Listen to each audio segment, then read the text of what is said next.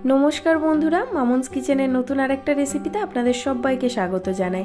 शीत भालो मतो पड़े गेछे, एखन सबार बाड़ीते विभिन्न रकम पिठे बानानो शुरू हये गेछे। और आमरा बांगालिरा तो विभिन्न रकम खाबार खेते भालोबासी, शीतकाले विभिन्न रकमेर पिठेओ आमरा बानिये थाकी। आजके आमि आपनादेर साथे एकटा नतून धरनेर पिठेर रेसिपि शेयर करब। एई पिठेटा आमिओ आजके प्रथमबार बानालाम, कयेकदिन धरेई सोशल मीडियाते अनेकेर काछे देखेछि এই পিঠেটা, তো ভাবলাম আমিও আজকে বানাই, তো আপনাদের সাথে সেটাই শেয়ার করছি।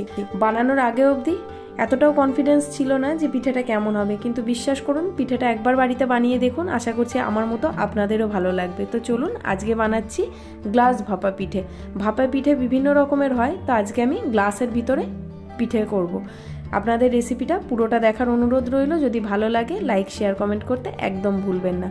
এই পিঠেটা বানানোর জন্য আমি একটা বড় মিক্সিং বাটির মধ্যে দিয়ে দিয়েছি হাফ কাপ সুজি। হাফ কাপ মানে আমি এখানে প্রায় 120 থেকে 25 গ্রাম মতো সুজি ব্যবহার করেছি। এর মধ্যে 1 চিমটি লবণ দিয়ে দিয়েছি 3 থেকে 4 চামচ চিনি। চিনিটা আমি এখানে গোটা দিয়েছি, আপনারা চাইলে গুঁড়ো চিনিও দিতে পারেন। তার সাথে দিয়ে দিয়েছি 2 চামচ ফ্যাটানো টক দই। সব উপকরণগুলোকে একসাথে একটু মিশিয়ে নিয়েছি। তারপরে দিয়ে দিয়েছি হাফ কাপ মতো জল। জলটা দিয়ে আবারও ভালো করে একটু মিশিয়ে নিচ্ছি। মেশানো হয়ে গেছে। এবার এর মধ্যে দিয়ে দিচ্ছি 2 চিমটি মতো বেকিং পাউডার। বেকিং পাউডারটা দিলে কিন্তু পিঠেটা খুব সুন্দরভাবে ফুলবে, খেতেও অনেক বেশি ভালো লাগবে। আবার একটুখানি নাড়াচাড়া করে নিয়ে একটু বেশি পরিমাণে জল দিয়ে আবার একটু নাড়াচাড়া করে একটা প্লেট ঢাকা দিয়ে রেখে দিলাম 15 থেকে 20 মিনিটের জন্য। এই ফাঁকে এবার আমি পিঠের পুরটা বানিয়ে নেব। পুর বানানোর জন্য আমি এখানে 150 গ্রাম মতো আখের গুড় ব্যবহার করেছি। আখের গুড়টা একটু গলিয়ে নেব প্রথমে কড়াইয়ে। গুড়টা যখন ভালো মতো একটু জাল হয়ে যাবে তখন আমি এখানে নারকেল কোড়া দিয়ে দেব। এর মধ্যে আপনারা একটু এলাচের গুঁড়োও দিতে পারেন, অথবা যদি কেউ চান একটু ড্রাই ফ্রুটসও দিতে পারেন। আমি খুব সাধারণভাবে পুরটা বানাচ্ছি। এখানে আমি 1 কাপ মতো নারকেল কোড়ানো নিয়ে নিয়েছি। নারকেল কোড়ানোটা দিয়ে দিলাম। গুড়টা ভালো মতো জাল করে নিয়ে দেখতেই পাচ্ছেন একটা ফেনা ফেনা মতো ভালো মতো উঠেছে, তখন আমি নারকেল কোড়ানোটা দিয়েছি। এবার ভালো করে মেশাতে থাকবো। 5-7 মিনিট এরকমভাবেই নাড়তে থাকবো যতক্ষণ অবধি এই জল জল ভাবটা না চলে যায়। দেখুন আস্তে আস্তে গুড়টা একটা আঠালো মতো অংশে পরিণত হয়েছে। যখন এরকম একটু চিটচিটে মতো হয়ে যাবে তখন নামিয়ে নেব। নামিয়ে এটাকে ঠান্ডা হতে দেব। এখন হাত দেওয়া যাবে না, এখন প্রচণ্ড গরম আছে, আর এখন হাত দিলে হাতে আঠার মতো আটকে যাবে। এই ফাঁকে আমরা গ্লাসের মধ্যে যেহেতু পিঠেটা বানাবো, 2টো স্টিলের গ্লাস নিয়ে নিয়েছি।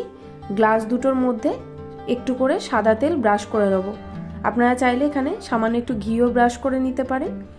দেখুন আমি সাদা তেল লাগিয়ে নিচ্ছি। এই তেলটা লাগানোর ফলে পিঠেটা খুব সহজে সুন্দরভাবে উঠে আসবে। তেল লাগানো হয়ে গেছে। এবার পুরটাও অনেকটা ঠান্ডা হয়ে গেছে। এদিকে যে ব্যাটারটা বানিয়ে রেখেছিলাম সেই ব্যাটারটা খুলে দেখি কতটা ঘন হয়েছে।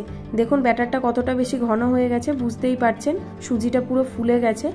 এবার একটা চামচের সাহায্যে গ্লাসে আমি সুজিটা দিয়ে দিলাম। আমি পুরো গ্লাস করিনি, আপনারা চাইলে ছোট গ্লাসের মধ্যে করতে পারেন। আমি হাফ গ্লাস মতো সুজির ব্যাটার দিয়েছি। তার মাঝখানে লম্বা করে পুরটাকে বানিয়ে ভিতরে দিয়ে দিলাম। আমি 2টো গ্লাসে একইভাবে পুরটা দিয়ে দিয়েছি। এবার আমি একটা কড়াইয়ের মধ্যে জল দিয়ে দিচ্ছি। জলটা সামান্য একটু গরম হলে একটা একটা করে গ্লাস বসিয়ে দেব। আপনারা যদি ছোট গ্লাস ব্যবহার করেন তাহলে ননস্টিকের যে কড়াইগুলো হয় সেগুলো অনেকটা ছড়ানো, তার ভেতরে একসাথে 2-3টে গ্লাস দেওয়া যাবে। আমার একটু ভুল হয়েছিল, গ্লাসটা বড় নেওয়াটা উচিত হয়নি। আমার যা ননস্টিকের কড়াইয়ের সাইজ ছিল তাতে এই বড় গ্লাসটা দিয়ে ঢাকা দেওয়া যেত না, সেই জন্য আমি এরকম একটা কড়াই নিয়েছি, যার কারণে আমার একটার বেশি করে ধরেনি, দুবারে করতে হয়েছে। তো দেখুন আমি 10 থেকে 12 মিনিট মতো ভাপিয়ে নিয়েছি ঢাকা দিয়ে। তারপর আপনাদেরকে কড়াই থেকে নামিয়ে দেখাচ্ছি কতটা শক্ত হয়ে গেছে। এবার আপনাদেরকে আমি চাকুটা ঢুকিয়ে দেখাচ্ছি যে এটা একদমই কাঁচা নেই। কাঁচা থাকলে চাকুর গায়ে অনেকটা পরিমাণে লেগে আসতো। দেখুন চাকুটা একদম পরিষ্কার বেরিয়েছে, তার মানে আমাদের পিঠে একদম তৈরি হয়ে গেছে। এবার চাকু দিয়ে সাইড থেকে একটু ছাড়িয়ে নিলাম। এবার একটুখানি এরকম হাতে করে প্রেস করলেই দেখবেন বেরিয়ে এসছে। দেখতেই পেলেন কত সহজে আমাদের গ্লাস ভাপা পিঠে তৈরি হয়ে গেছে, আর কতটা সফট হয়েছে সেটা আশা করছি বোঝাতেই পারছি আপনাদেরকে। তো চলুন এটা আপনাদেরকে কেটে দেখাই। আমি রিং রিং পিস করে কেটে নিচ্ছি। আপনারা আপনাদের পছন্দের মতো শেপে এটাকে কেটে নিতে পারেন। একটা কথা বলতে পারি, এই পিঠেটা যদি একবার বানান বারবার বানানোর রিকোয়েস্ট আসবে। এই পিঠেটা আপনারা না বানালে বুঝবেন না যে কতটা সুন্দর খেতে লাগে। পিঠে মানেই আমরা জানি যে চাল দিয়ে হয়তো তৈরি হবে, কিন্তু না, এটা পুরো সুজি দিয়ে তৈরি আর দুর্দান্ত স্বাদের একটা পিঠে। আজকের মতো এই পর্যন্তই। দেখা হবে নতুন কোনো রেসিপি নিয়ে নতুন কোনো দিনে। সবাই ভালো থাকবেন, সুস্থ থাকবেন।